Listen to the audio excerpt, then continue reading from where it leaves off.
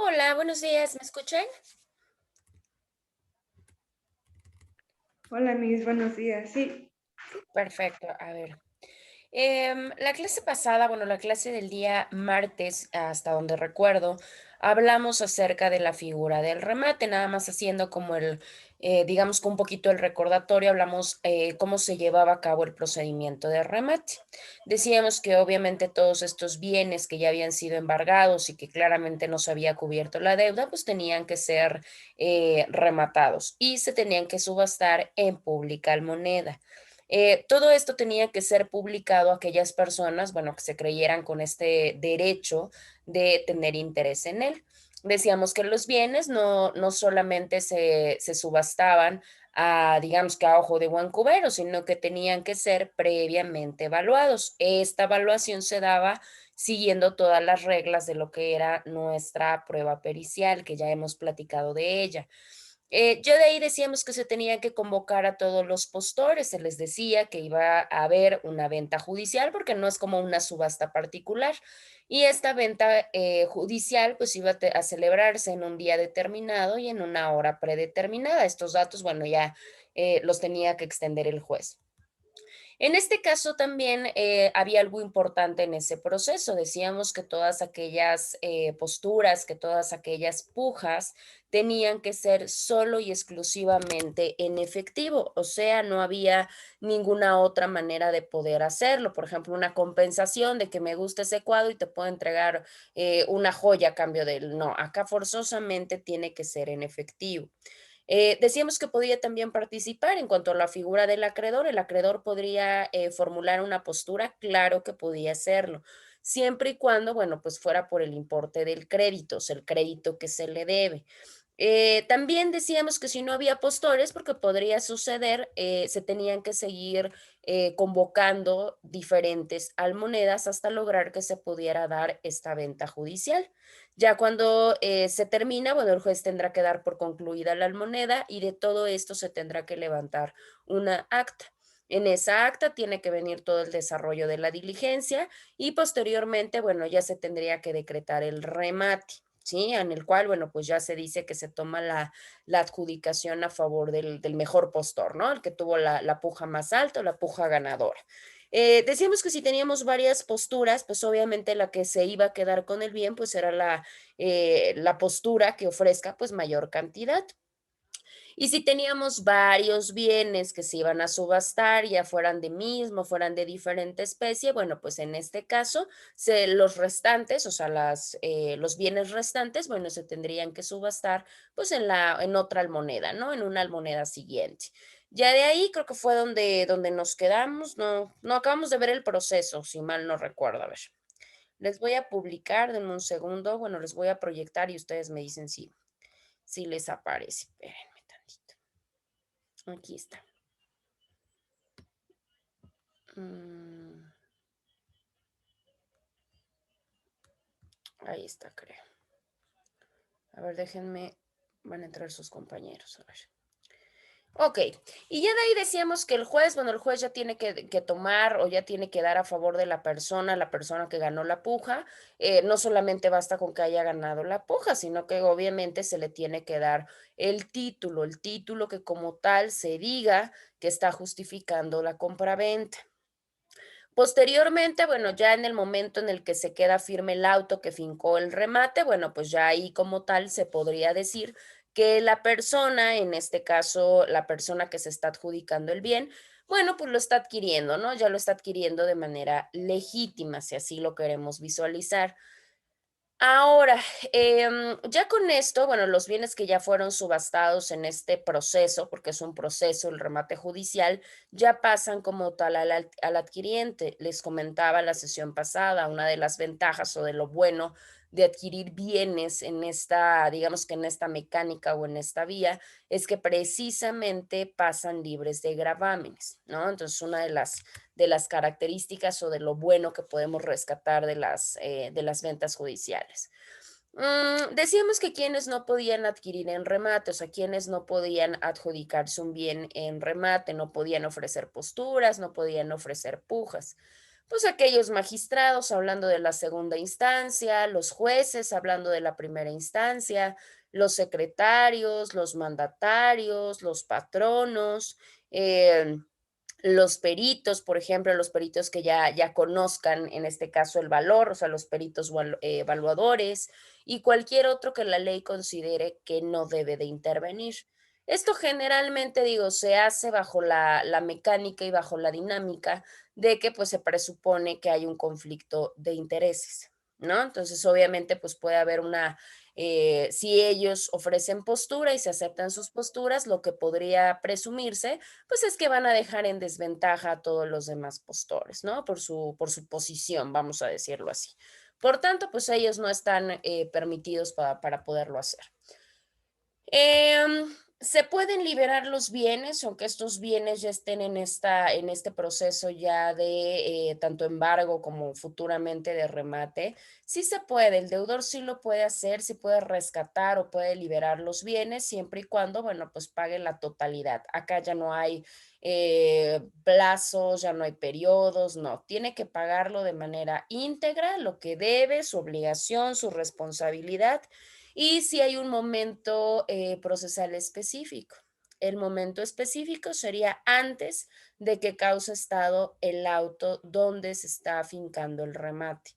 Ya afincado el remate, ahí sí, para que vean, ya no hay manera de rescatar o de liberar los bienes. Ya la única manera, bueno, ya sería como participante en una situación, ¿no? En este caso, bueno, para posiblemente poder pujar por el bien, pero bueno, ya se tendrían que utilizar otros mecanismos.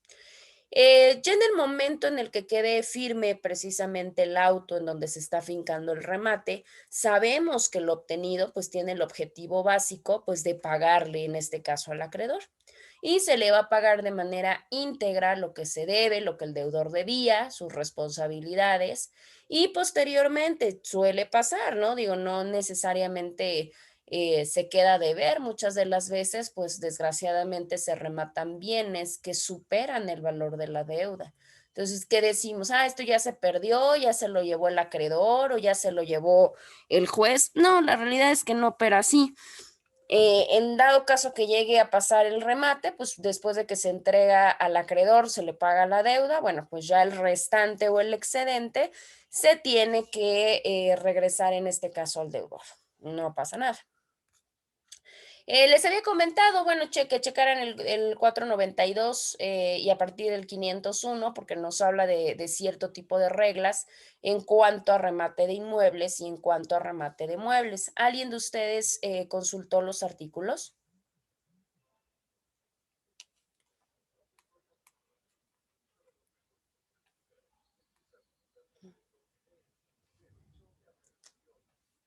¿No consultaron los artículos, muchachos? No, sinceramente no. Ok, pues tienen que consultarlos porque, bueno, es parte indispensable, ¿no? Ya que son características, pues muy específicas. Obviamente se ve la parte general, pero ya como peculiaridades específicas, bueno, pues tenemos ciertas reglamentaciones que siguen los muebles y otras que siguen los inmuebles. Bueno. Posteriormente a eso, ya tenemos lo que es la parte de recursos. Yo la clase pasada les decía que con recursos nosotros en automático estábamos dando por finalizado nuestro temario y ya con eso pues estábamos ya terminando como tal. De hecho, nosotros en personal no vamos a irnos a semana de feedback, salvo que alguno, bueno, tenga algún requerimiento, alguna duda, recapitular un tema, alguna explicación específica, bueno, ya me lo harían saber con su jefa de grupo y bueno, ya nos organizamos. Pero si no, pues nosotros no tendríamos, yo creo, probablemente semana de feedback. Espérenme. En el caso de los recursos, les había también comentado, los recursos los encuentran a partir de su artículo 376 y también los encuentran en el 402. Vamos a hablar solamente de dos recursos que son los que nos maneja propiamente nuestro código. Entonces, esos pues, los vamos a visualizar en nuestro código. Si tienen su código a la mano, bueno, lo pueden checar ahí. Si no, ahorita de todos no se los proyecto, nada más. Déjenme ver, acá está. Aquí está, miren, tenemos el primero de los recursos, que es precisamente el de 300 el del artículo 373. Sabemos que es el Código de Procedimientos Civiles del Estado, y el primer recurso es el recurso de apelación. En el caso de recurso de apelación, lo que se busca, o su objetivo principal, es que un superior jerárquico pueda revocar o pueda modificar la resolución impugnada. Vamos por partes. En el caso de la revocación, bueno, ¿qué entendemos nosotros por revocación? ¿Qué es una revocación?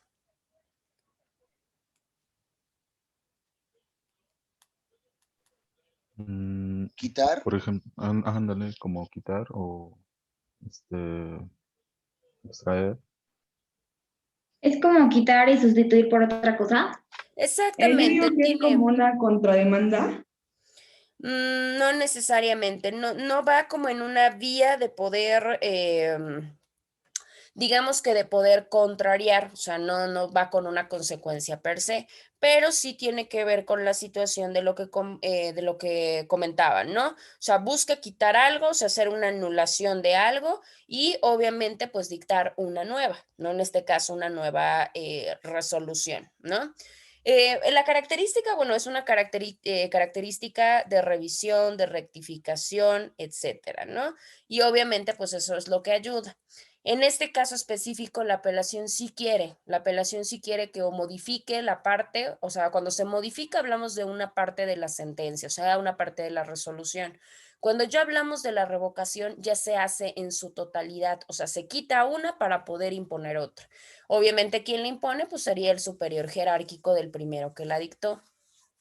Importantísimo, ¿cuáles son, obviamente, aquellas sentencias que pueden ser apeladas? O sea, que podemos tener este medio de impugnación. En este caso, solamente sería las sentencias definitivas. Aquellas sentencias, ya platicamos en clasificación cuáles son las sentencias definitivas, ¿no? O en su defecto, contra aquellas resoluciones que no decidan necesariamente el fondo del asunto, de la controversia, pero que ponen fin a la instancia. Cualquiera de estas dos pueden ser sometidas a recurso de apelación. Ahora, también tiene mucho que ver la parte de la cuestión de cuantía, o sea, que sean de recursos específicos, ¿sí? ¿Cuál es ese recurso? El recurso son las 500, bueno, las 500 veces el valor del UMA, ¿sí? Si yo tengo un juicio en el cual es un juicio de cuantía, vamos a poner el ejemplo, un mercantil, y el interés como tal exceda esas 500 veces el valor del UMA, en ese caso también son motivo de que se puedan someter, si quiero impugnar, por medio de la apelación.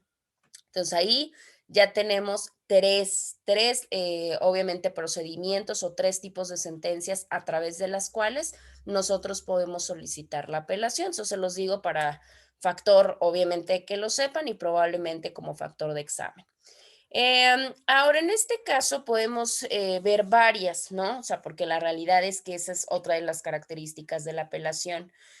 Si mi sentencia o mi resolución tiene muchas o tiene varias proposiciones, sí se puede hacer, aceptar algunas y solamente apelar con otras proposiciones. ¿Se puede? Claro que sí. De hecho, el Tribunal de Segunda Instancia lo que va a hacer es irse exclusivamente al estudio de las proposiciones que yo apelé.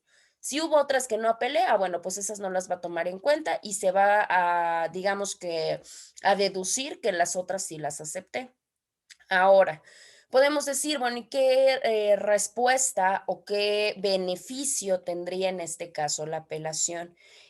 Uno de los beneficios que tiene es que si estamos hablando de la ejecución de algo, o sea, la ejecución de lo que quieran, ya hablamos de la sentencia ejecutoriada, la apelación, su mismo trámite lo que hace es suspender la ejecución de esa resolución. Entonces, si estamos hablando de que en sentencia definitiva me mandan a remate, me mandan embargo y yo apelo, de momento quedaría suspendido entre lo que el tribunal de segunda instancia pues nos da la respuesta de si sí modifica, de si sí revoca o en su defecto la deja intacta, ¿no? Esa sería como una de las primeras cuestiones. Ahora, otra parte muy importante que es de suma importancia que ustedes lo manejen son los términos. Habíamos dicho que una de las características de sentencia es que precisamente se tenía que tener la fecha, en este caso el día, ¿no? O sea, el día en donde se emitió. Porque decíamos, ¿qué tal si son de esas resoluciones que admiten algún recurso y esos recursos me van a solicitar un tiempo o me van a otorgar un tiempo para poderlo presentar? Entonces, yo necesito saber a partir de cuándo empieza a correr ese término. En el caso del recurso de apelación, se tienen 9 días contados a partir del momento o a partir del día siguiente, en el momento en el que me está notificando esa resolución. O sea, si a nosotros nos entregan hoy, nos notifican la resolución y yo quiero apelarlo, a partir del día de mañana se tienen 9 días. Ese es única y exclusivamente el término, ¿sí? ¿Cómo se interpone? Bueno, acá hay dos cosas importantes. ¿Cómo y ante quién? ¿Cómo se interpone? Claramente se tiene que interponer por escrito y tiene que ser no ante el juez de segunda instancia, tiene que ser ante el juez que se encargó de pronunciarme mi sentencia, mi resolución, ¿sí? El hecho de que como tal lo analice o lo estudie el de segunda instancia no quiere decir que yo de manera inmediata se lo lleve. De hecho, quien lo canaliza es el juez que pronunció la resolución. En este caso, ¿qué es lo que va a poner o qué es lo que vamos a poner nosotros en este recurso de apelación? Tenemos que poner los agravios, ¿no? Los agravios que como tal nos está causando esta resolución, esta sentencia. Y debe de tener cierto orden, que es el que vamos a ver ahorita. Miren, aquí está. Tenemos tres cosas importantes que debe de contener su recurso. Por un lado, bueno, todas son violaciones claramente, porque por eso me estoy oponiendo, por eso me estoy inconformando. Y las primeras son violaciones procesales. ¿Cuáles son las violaciones procesales? Estas lo que buscan es atacar las resoluciones y todas o algunas actuaciones que se dieron dentro o durante el proceso, siempre y cuando, bueno, pues se reclamen en tiempo y en forma. En el caso de las siguientes, que son las violaciones substanciales, ahí lo que busca combatir o lo que busca contrariar son las actuaciones que afecten la debida defensa. Lo habíamos comentado también en la sentencia, recordarán que decíamos que de oficio el juez tiene que ponerse a estudiar si hay violaciones y obviamente en el procedimiento que considere que gracias a ella pueden dejar en un estado de indefensión a cualquiera de las partes. Y ahí lo puede subsanar. Ya lo platicamos, puede reponer procedimiento, puede reponer actuación, puede, etcétera. Pero si eso no se hace en su debido momento, pues por supuesto que tendrá que repercutir en o sea, ya en el momento de ser motivo de una impugnación. ¿Cuál sería la impugnación? Bueno, pues este tipo de recurso. Entonces, si hay alguna falla que afecte la defensa de las personas y que esa violación repercutió para cómo se tuvo que dictar el fallo, entrarían dentro de estas violaciones sustanciales. Y las últimas, que son las violaciones de fondo. En el caso de las violaciones de fondo, son aquellas, bueno, que ya van sobre la parte específica de contrariar la resolución. ¿Cuál resolución? Pues la que estoy apelando en ese momento. ¿Por qué se pueden dar estas violaciones de fondo? Porque no se aplicó de manera adecuada o en su defecto definitivamente no se aplicó o no se aplicaron las leyes, ¿sí? O que su interpretación jurídica no fue la ideal, porque se pusieron o se comprendieron acciones o excepciones que no hayan sido objeto de juicio, ¿sí? O en su defecto, en lugar no tanto residió en hacer, probablemente no hacer, el actuar necesariamente de la autoridad no fue la ideal o no fue la correcta. Por eso, durante todo el procedimiento ordinario, en todas sus etapas que hemos ido viendo, por eso mucha situación en lo específico que debe de ser el análisis de la autoridad. desde la parte de admisión de demanda y contestación, desde la parte de ofrecimiento, admisión de pruebas, desahogo de pruebas, etcétera. ¿Por qué? Porque si no, precisamente si se cometen estos errores durante el proceso, pues pueden ser materia de un medio de impugnación. Cada uno de los agravios que ustedes estipulen, dependiendo los que consideren necesarios, tienen que ir por separado, o sea, tienen que irlos separando sus agravios. Tienen que mencionar el hecho y conjunto tienen que mostrar el derecho, ¿sí? Si hay algún artículo, alguna disposición que se violó y obviamente algún concepto de violación. Para esto, si nosotros vamos a interponer un recurso de esta naturaleza, bueno, pues sabemos que en este escrito que se haga como tal de apelación, deben de hacerse con las copias necesarias. ¿Cuáles son las copias necesarias? Pues obviamente dependiendo el número de partes procesales, pues para que se les corra traslado, ¿sí? Ya el juez, bueno, el juez claramente tiene que correrles traslado de oficio con este escrito en el cual se está haciendo la apelación y la contraparte, o sea, la otra parte que no está apelando, va a tener un periodo de 6 días, ¿sí? Esos 6 días la contraparte lo tendrá que contestar, bueno, más bien los tendrá para poder contestar a esta solicitud o a este escrito de agravios, ¿sí? Las partes, tanto una como otra, tienen la misma dinámica de actuaciones anteriores. Se tiene que señalar un domicilio para poder recibir notificaciones, porque recuerden, aquí ya estaríamos en una segunda instancia, ¿sí? Si no se llega a notificar o si no se llega a estipular de manera correcta, bueno, pues ya la situación de correr traslado se tendría que hacer por lista, ¿sí? Nosotros ya hablamos de la notificación en su debido momento cuando hablábamos del emplazamiento y ustedes muy probablemente ya lo han visto en otras materias y necesariamente pues en materias civiles. Ahora, con el escrito de apelación, acá ya no se vuelve a hacer como una carpeta completa. Ya con ese escrito de apelación, lo que hace el juez es formular como una especie de cuadernillo, de expedientillo, y en él pues tendrá que ir incorporando lo que vaya resolviendo, ¿sí?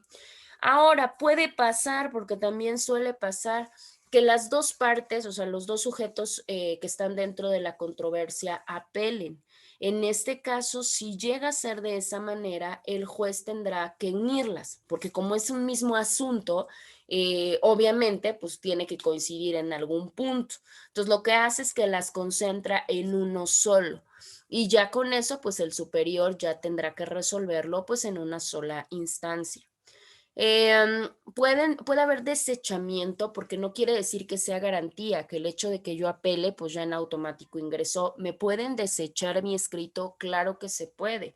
Y se puede por dos vías, ¿no? Una, cuando no se presenta en tiempo y en forma, o sea, que es extemporáneo, o cuando la resolución impugnada no entra dentro de la categoría o dentro de la clasificación que los admite. Por eso es muy importante saber cuáles sí, ya lo platicamos hace un momento, por la cuantía y por qué tipo de resoluciones. En este caso, bueno, pues ya se tiene que certificar, se tiene que firmar, en este caso por parte del juez, por parte del secretario de la primera instancia, pues obviamente para saber acerca de esta admisión. Ya con eso, dependiendo la situación, pues el juez ya tiene que remitirlo. Ahí sí, para que vean, ya el juez con todo estructurado ya lo manda o ya lo lleva con el tribunal de alzada, ¿sí?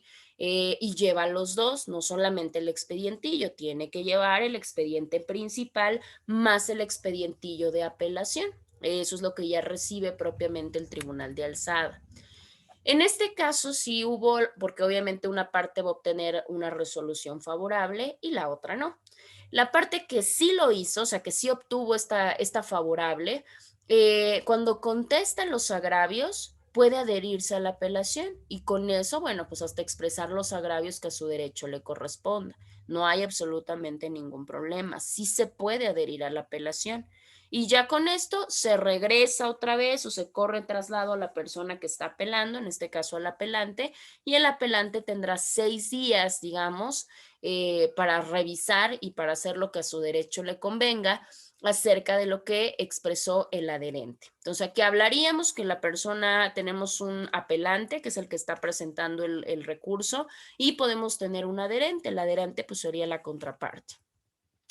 En este caso, cuando se pone en operación la figura de la adhesión a este tipo de recurso, solamente tiene que ir sobre partes muy específicas, en este caso los puntos resolutivos. Los puntos resolutivos de esta misma sentencia que se está impugnando, ¿no? Que pues, claramente no hayan sido favorables para la persona que se adherió, o en su defecto, porque bueno, en los considerandos, en los puntos considerativos, no haya la debida argumentación jurídica por parte del juez. Se puede hacer claro, o sea, no solamente es de que a mí me dieron una resolución favorable y ya.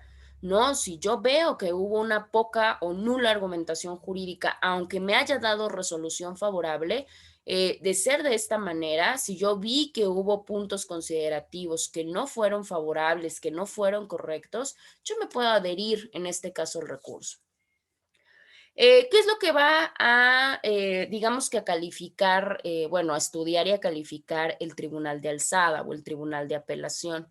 Va a calificar de foul, de oficio, si la resolución que se está recurriendo está en lo correcto, o sea, si es apelable o no entra, no reúne las características de los que son sometidos a apelación. Segundo, pues obviamente si está dentro de los tiempos permitidos, o sea, dentro del término de 9 días que comentamos hace un momento. Y tercero, el tercero es si la persona, tanto quien apeló como el adherente, si es que lo hay, pues expresaron los agravios, y si esos agravios, bueno, pues tienen los elementos necesarios, los que acabamos de comentar. Si por alguna razón estos tres, por eso hay que ser bien cuidadoso, si uno de estos tres no se reúne, y así lo dice el Tribunal de Apelación, lo que tendrá que pasar es que va a haber un desechamiento, se va a desechar de plano, ¿sí?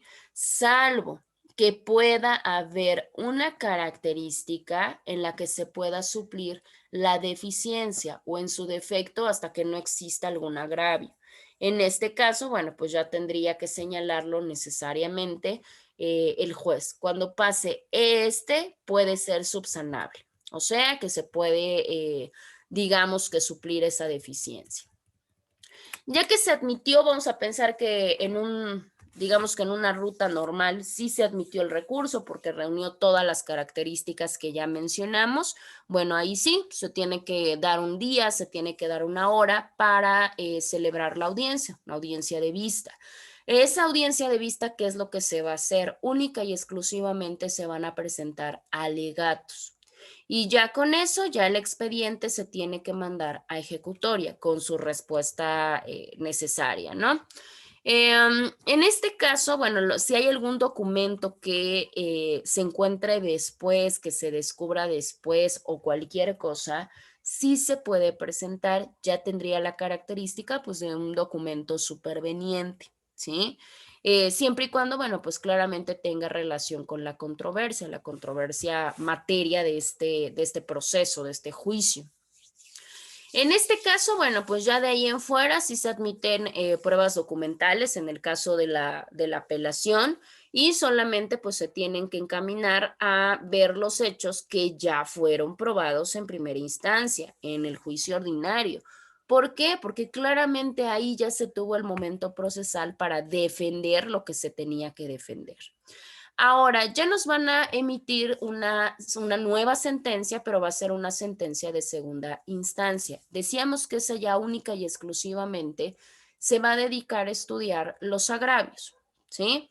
Y bueno, en base a eso, pues ya solamente va a ver si hay violación o no hay violación. Cuando emita la ejecutoria, ¿qué es lo que tendrá que decir con referencia a los agravios? Podrá decir: los agravios son fundados, son infundados, son inoperantes o son insuficientes. Eso son lo único que podrá decir. No podrá irse a otro tipo de cosas, ¿no? Fundados e infundados creo que no hay problema. Sabemos que nos referimos exclusivamente a la parte del marco jurídico, ¿no? A la parte de la fundamentación legal. Los inoperantes son aquellos agravios que no tienen nada que ver con la controversia. Y los insuficientes son aquellos que carecen de algún tipo de, vamos a decir que de fuerza o de algún tipo de aplicación para la controversia que se está manejando. En este caso, cuando el tribunal tiene que estudiar los agravios, puede hacerlo como quiera. O sea, puede irlos examinando uno por uno, puede englobarlos en uno solo, puede englobarlos en grupos. Esto ya tendrá que ser parte de la mecánica y dinámica que el tribunal establezca. Si vemos que hay una deficiencia, o sea, que dice en segunda instancia el tribunal, a ver, ya vi que en la primera instancia la verdad es que hay deficiencia de los agravios expresados. ¿Cuándo va a ser eso? Bueno, pues eso va a ser cuando se pueda palpar que los derechos afectan a la familia. Cuando se trata de los intereses de familia, bueno, ahí él tendrá que poner como esta parte más profunda o cuando exista la intervención de un menor como parte, ¿sí? Porque se puede afectar su cuestión civil o su patrimonio y cuando se trate de derechos o de grupos indígenas. En esos tres, a fuerza no hay, o sea, de oficio, él tendrá que suplir los agravios cuando se trate de cualquiera de estos tres. Y podremos decir nosotros que ¿por qué? Pues por una simple y sencilla razón, porque son grupos vulnerables, los menores de edad, los grupos indígenas y bueno, ya sabemos cómo se maneja la cuestión de los asuntos familiares. Esto, bueno, pues ya nada más se hará cuando podemos apreciar en materia civil o en materia familiar. Y bueno, ¿en qué momento se puede hacer esto? Cuando se vea que se contraría a lo que nos dice la Constitución o cuando la de primer grado sea inconstitucional y que así nos los diga la jurisprudencia. O cuando la sentencia de primera instancia pues se vea que es contrario a lo que nos dicen las leyes locales o hasta los mandatos del Pleno. Y cuando se advierta que, en este caso por el tribunal, que en el procedimiento de primera instancia, bueno, pues hay violaciones que dejaron en estado de indefensión. Ahí es cuando como tal el tribunal de alzada puede suplir esta parte de los agravios. Ya la sentencia de segunda instancia, ¿qué es lo que va a hacer? Puede mandar a reponer el procedimiento si se da cuenta que obviamente sí se detectó una violación manifiesta. Puede reponer completamente el procedimiento. También puede decir que si el juzgador no resolvió de fondo porque hay alguna causa legal para eso, bueno, pues ya tendría que declarar insubsistente la resolución. Y en este caso lo que hace, pues es enviar al juez lo que ya hizo básicamente y le dice, a ver, ponte a dictar una sentencia como corresponde. Y en su defecto, también puede revocar o puede componer, vamos a decir así, pues la sentencia que ha sido apelada y con eso, pues única y exclusivamente nos manda a sacar una segunda sentencia, ¿no? En el caso de cualquiera, tanto de primera como de segunda instancia, sí puede haber un desistimiento. Sí puede haber desistimiento del recurso, siempre y cuando, bueno, pues sea la persona que lo haya interpuesto. La única cuestión es que tendría que pagar costas, pues sí, porque no es chiste y no es juego, ¿no? Entonces, si yo ya o yo ya activé a la maquinaria judicial y luego digo es que siempre no, bueno, pues tienes que pagar básicamente eso. Y ya con esa parte, el sujeto, ¿no? El sujeto adheriente, si hubo alguien que se adherió a la apelación, bueno, pues ya tendría que buscar la manera para que se substancie el recurso y bueno, pues ya se puedan resolver los puntos que a él le competen. Ya con eso, bueno, ya viene la parte de la facultad de atracción. Si así lo quiere el Pleno del Tribunal Superior puede atraer cierto tipo de asuntos bajo cierto tipo de mecánicas, ¿no? Y el siguiente recurso del que les comenté, que es un recurso más pequeñito, más corto, y es precisamente el recurso de reclamación. El recurso de reclamación también funge como un mecanismo de impugnación. Acá el asunto, la diferencia a comparación del anterior es que las resoluciones que busca revocar o las resoluciones que busca modificar son acerca no de sentencias, sino acerca de autos que no pongan fin al procedimiento. En el anterior sí, en este no. Son aquellos que no pongan fin al procedimiento. Cualquier auto que no, y lo podemos hacer así como mecanismo de regla, por descalificación. Aquellas resoluciones que no pueden apelarse, quiere decir que pueden ser reclamados, ¿no? También se hace ante la autoridad que los dictó, ¿sí? ¿Cuáles son las reglamentaciones que se deben de seguir para la parte de de la reclamación? Primero es que se tiene mucho menos tiempo. En ese caso, si yo percibo que es una resolución que está perjudicando y que no resuelve la totalidad del asunto, o sea, que es interprocesal, la puedo recurrir o la puedo reclamar en el momento de la misma audiencia o en su defecto, solamente 2 días después, al momento en el que surte efectos la notificación. Nada más, en el otro nos daba 9, en este solamente nos da 2. Otra de las diferencias, se acordarán, el anterior era se interponía por escrito. Acá puede ser por 2 vías. Puede ser escrito o puede ser de manera verbal. En ese momento solamente se dice cuál es la disposición violada y cuáles son los conceptos de violación. Hasta ahí. Otra diferencia. En el caso del anterior, decíamos, de la apelación, decíamos que sí suspendía la ejecución. En este caso, la reclamación no suspende, el juicio sigue su curso, ¿sí? Y lo único que se hace con la reclamación es que se tramita por algo que se llama cuerda separada. Ustedes creo que en sus temas de exposición van a hablar algo de la parte incidental. Y ahí precisamente es cómo se va a tramitar la reclamación. Y ya con eso, pues se le tiene que dar vista también a la parte contraria. También la parte contraria solamente tendrá 2 días para contestar lo que le convenga, ¿sí? Parte importante también, si se dicta una resolución en la reclamación, esta ya no va a admitir recurso, ya no. Igual, en el momento en el que se pueda requerir el estado de los autos, se puede resolver sin problema. ¿Por qué? Pues no importa, si yo en este momento lo tengo como autoridad y quiero fallar acerca de ese incidente o acerca de este medio de impugnación, lo puedo hacer en el caso de la autoridad y no hay absolutamente ningún problema.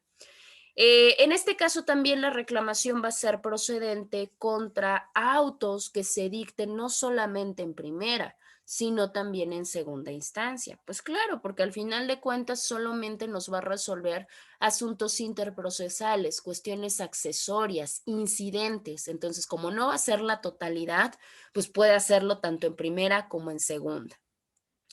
Si el tribunal así lo llega a considerar, porque así lo cree y así lo valora, con completa responsabilidad, puede suspender que se ejecute esa resolución.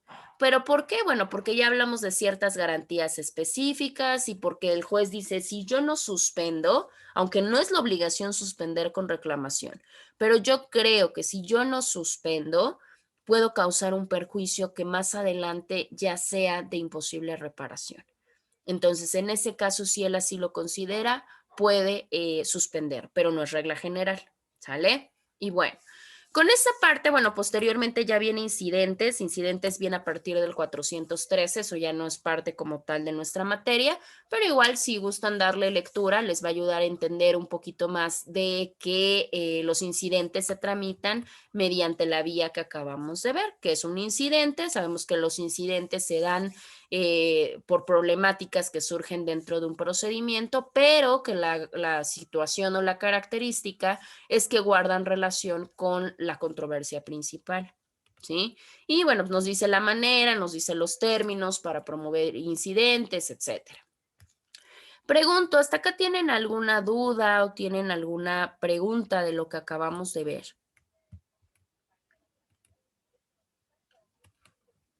No, maestra, todo claro. Todo claro, perfecto. Y no se espanten, de incidentes no crean que son 50 artículos, o sea, solamente son 2. Ya de ahí viene costas, que costas nosotros ya lo platicamos, ¿no? Bueno, entonces si no tenemos dudas o preguntas, formalmente nosotros hasta aquí estaríamos terminando nuestro programa en tiempo y en forma, ¿sale? Ya nada más la siguiente semana, lo que les comentaba al inicio, ya nada más la siguiente semana inician con exposiciones el día 27 y culminan el día 30. Ya probablemente, salvo que me hagan alguna observación con su compañera, que es de la única que tengo el número, pues ya sería otra cuestión para podernos ver, no sé, 4 o 5. En dado caso que no haya dudas, no haya problemáticas y no se agende como algo para feedback, bueno, entonces en ese caso ya me imagino que nuestro examen nos lo mandarían para el 11. Ya el 11 hacen ustedes su examen, si el 11 se puede, pues el mismo 11 yo les doy calificaciones.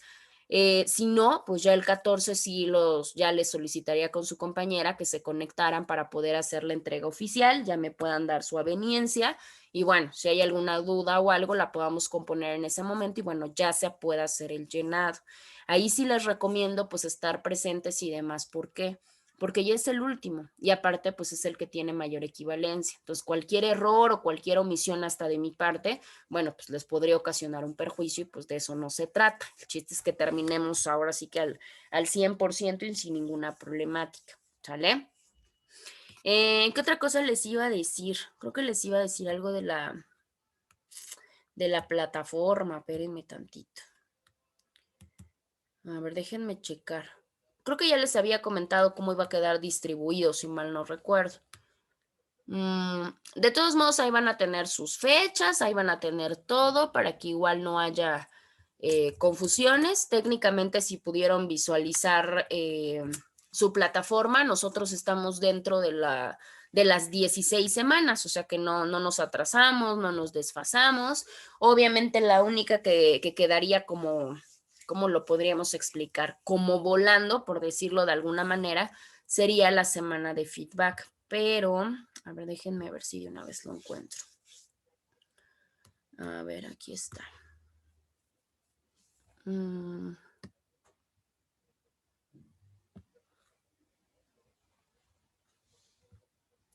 A ver, creo que ahí ya les aparece, nada más para que les enseñe, porque yo a ustedes ya los veo hasta el día de la exposición. Ahí está, ya aparece. Técnicamente nosotros estamos acá. Estamos en medios de impugnación y en otros procedimientos. En el caso de ordinario va a estar su examen ahí cargado hasta el día que les comenté. En otros procedimientos ahí van a cargar sus 2 trabajos, ¿sale? O sea, tanto la parte de su investigación como la parte de su presentación visual. Y en el caso de medios de impugnación tendrían que trabajar, la que ya sería nuestra última digamos que nuestra última tarea a tomar en cuenta, ¿no? Para la parte de la ponderación. La fecha yo les voy a dar igual la fecha de la siguiente semana, o sea, van a tener para presentarla el día martes, o sea, el día 27 cerraríamos la pestaña de medios de impugnación. Igual en el caso de sus exposiciones, pues como empiezan a presentar el día 27, pues el día 27 también cerraría esa pestaña para que carguen sus materiales, ¿sale? Y así sería como quedaríamos. ¿Hasta acá tienen alguna duda o alguna pregunta? Porque los conozco y no quiero que el domingo a las 10 de la noche me estén escribiendo. No, maestra, de mi parte no. ¿No? Perfecto. No, maestra. Ninguna duda a mí. Ninguna, excelente. Bueno, déjenme pasar su lista y para que ya puedan salir. Espérenme tantito.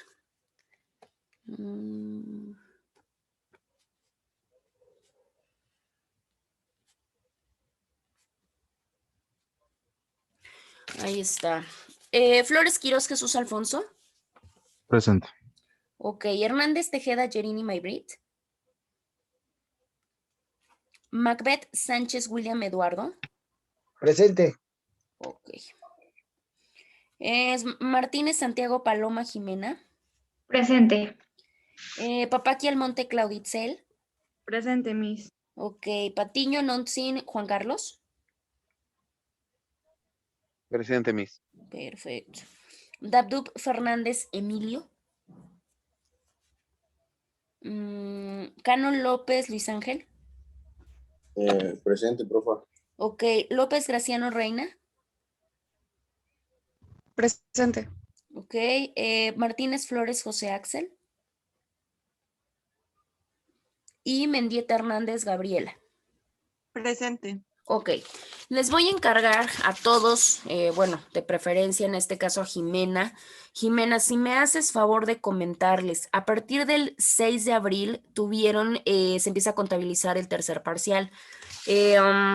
Técnicamente, según esto, digo a ojo de buen cubero, ¿qué les puedo decir? En el caso de Yerini, por favor, coméntale a Yerini que tiene tres faltas, 16, 20 y 23. De ahí, lo mismo, Juan Carlos, tienes 2. Hay que hacer el conteo porque técnicamente llevamos 6 sesiones. Entonces, de 6 más 2 de la siguiente semana, 8. Entonces, hay que sacar el 20% de esas 8. Bueno, el 80. Emilio, acá estás, ¿no, Emilio?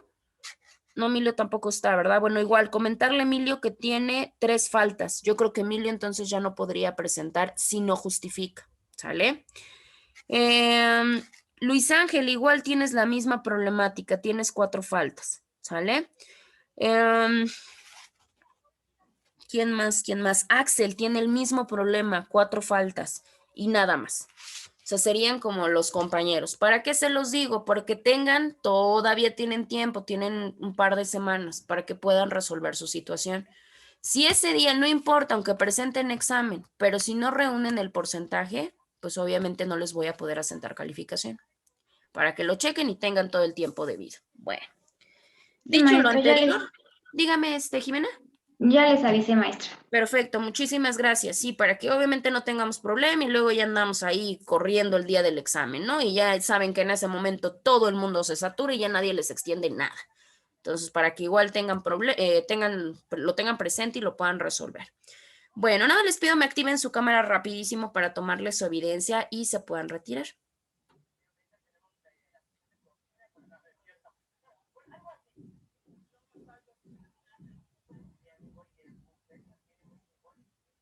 A ver, no importa, me falta Juan, pero no pasa nada. Ah, ya. Ahí está, muchachos, ya se las tomé. Bueno, pues entonces si no tenemos dudas o preguntas, pues nos estaríamos escuchando y viendo la siguiente semana. Cuídense mucho y que tengan bonito fin. Hasta luego, mis buen fin de Hasta luego, semana. maestra, igualmente. Hasta luego, gracias, cuídense mucho.